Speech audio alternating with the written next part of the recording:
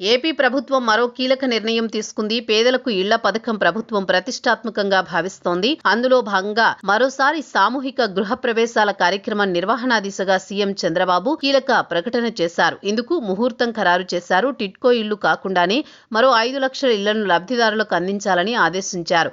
ప్రభుత్వం ప్రతిష్టాత్మకంగా తీసుకున్న పథకాలు, కార్యక్రమాలను పక్కా ప్రణాళికతో అమలు చేయాలని ఆర్టీజీఎస్ సమీక్షలో సీఎం స్పష్టం చేశారు.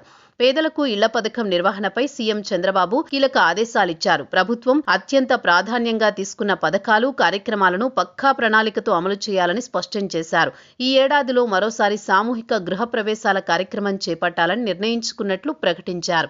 ఆ దిశగా గృహ నిర్మాణ శాఖ వేగంగా పనిచేయాలని, టిడ్కో ఇళ్లు కూడా మరో 5 లక్షల ఇళ్ల నిర్మాణం పూర్తి చేసి లబ్ధిదారులకు అందించాలని స్పష్టం చేశారు. ఎక్కడా ఆలస్యం కాకూడదని చెప్పిన చంద్రబాబు లబ్ధిదారుల్లో సంతోషం వ్యక్తమవుతోందని చెప్పుకొచ్చారు.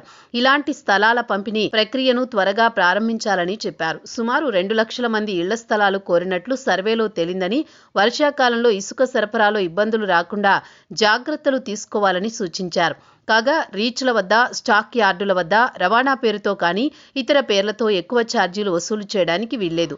దీనిపై పటిష్ట నిఘా పెట్టాలని చంద్రబాబు తేల్చి చెప్పారు.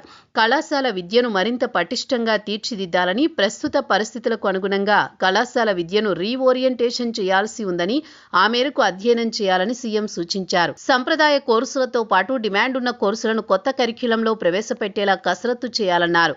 ఈ మేరకు కరిక్యులంను రీస్ట్రక్చర్ చేసేలా చూడాలి. వర్సిటీల ర్యాంకింగ్లు పెరగాల్సి ఉంది. మధ్యాహ్న భోజన పథకంపై ఫిర్యాదులు రాకూడదు. శాప్ విభాగం 5K రన్ వంటి కార్యక్రమాలు చేపట్టాలని సీఎం సూచించారు.